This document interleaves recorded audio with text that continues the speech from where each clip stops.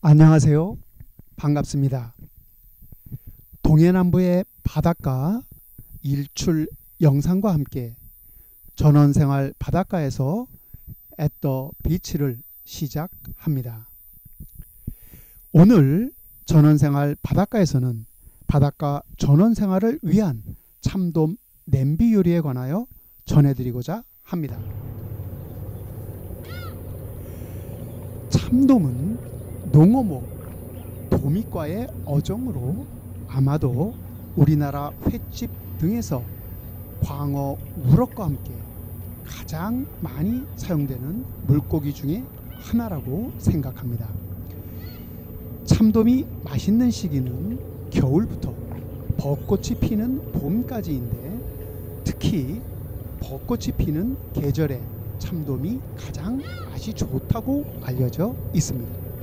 참돔은 단백질이 풍부하고 담백하여 생선, 회나 초밥은 물론이고 구이, 조림, 찜, 그리고 국물 요리 등 어떤 요리를 해도 맛이 좋다고 합니다. 참돔은 바닷가 전원 생활을 위한 중요한 식재료이며, 또한 낚시인들 사이에서도 인기가 많은 주요 낚시 대상 어종인 것으로 알려져 있습니다.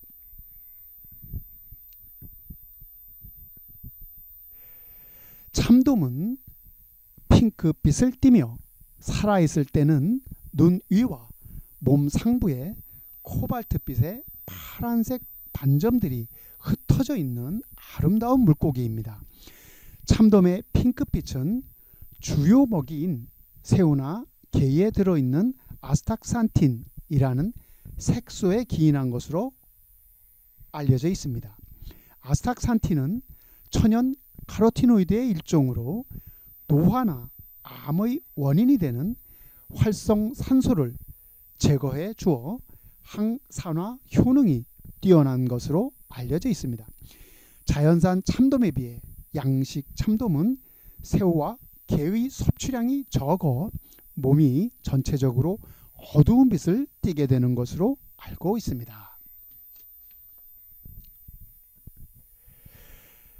참돔은 생선, 회나 초밥으로도 물론 맛이 뛰어나지만 참돔 머리를 이용한 국물 요리도 훌륭하다고 합니다. 특별히 참돔의 눈 주변 살과 뺨에 붙어있는 볼살은 별미로 몸의 살보다도 맛이 더 좋은 것으로 알려져 있습니다. 참고로 자연산 참돔은 근육 조직이 단단하여 하루 정도 숙성시킨 뒤에 먹으면 맛이 더 좋다고도 합니다. 자연산과 비교하여 양식된 참돔은 죽은 뒤에 시간이 지나면 감칠맛이 떨어지는 경향이 있다고 합니다. 따라서 양식 참돔은 잡으면 바로 회로 먹는 것이 좋을 것으로 생각합니다. 참돔 냄비 요리는 참돔을 토막으로 하여 채소 등과 함께 끓여 먹는 국물 요리입니다. 담백한 맛의 참돔에 본수와 야꾸미를 곁들여 먹으면 생선의 비린내를 제거해주고 맛과 풍미를 더해 그 맛이 일품이라고 합니다. 본스는 일본식 초간장으로 네덜란드어로 펀치를 뜻하는 단어인 본스의 보존성을 좋게 하기 위하여 식초를 첨가한 것을 말합니다. 야꾸미란 요리에 곁들이는 야채나 과일 등을 말하는데, 음식의 맛을 돋구고 향이나 풍미를 더하기 위해 사용하는 것으로 생각하면 좋을 것 같습니다. 참돔 손질은 먼저 대박칼을 사용하여 참돔의 꼬리 부분을 잡고 비늘을 제거해 줍니다. 그런 다음 등 지느러미, 옆 지느러미, 배 지느러미는 제거하고 꼬리 지느러미는 V자로 모양을 내어둡니다. 그리고 참돔의 머리와 양쪽 아가미, 내장은 한꺼번에 완전히 제거합니다. 몸통, 꼬리 등은 적당한 크기로 토막을 내어 준비합니다. 참돔의 머리는 앞니 사이로 대박칼을 넣어 반으로 갈라 사용하는 것이 좋습니다. 손질된 참돔은 머리, 몸통, 꼬리 등에 소금을 뿌려 놓습니다. 소금을 뿌려 놓으면 살이 단단해지고 비린내도 제거되어 좋기 때문입니다. 소금을 뿌려 놓은 참돔은 끓는 물에 데쳐 소독합니다. 참돔을 데치는 방법으로는 참돔을 끓는 물에 담가 데치거나 채반에 올려놓고 끓는 물을 부어 데치면 됩니다. 데친 참돔은 찬물로 식히면서 남아있는 비늘과 피, 골 등 불순물들을 완전히 제거한 후 사용합니다. 함께 끓일 대합 등은 소금물에 담가 해감 후 눈을 떼고 사용하는 것이 좋습니다. 대합의 눈을 따는 것은 익은 후에 입이 벌어지지 않게 하기 위해서인 것입니다.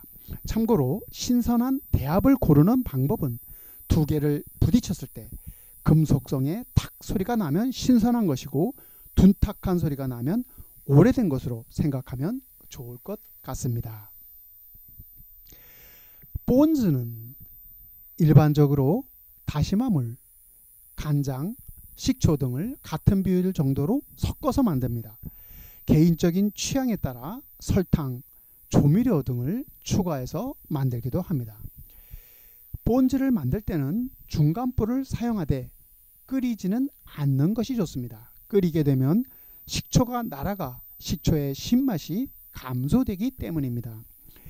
약구미의 기본 구성은 모미치 오롯이, 레몬, 실파 세 가지입니다.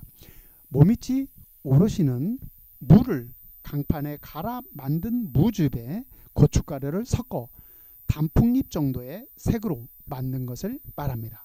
그리고 레몬은 모양을 살려 반달 모양으로 하고 실파는 흰 부분은 잘라내고 푸른 부분만 송송 썰어 사용하면 좋습니다.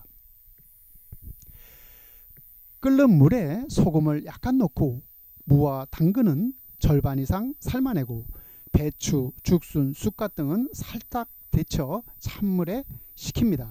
데친 쑥갓은 데친 배추에 넣고 말아 보기 좋게 썰어서 준비하면 좋습니다. 삶은 무와 당근 그리고 죽순은 예쁘게 모양을 내어 준비해둡니다. 마지막으로 데치지 않고 사용하는 재료들을 손질합니다.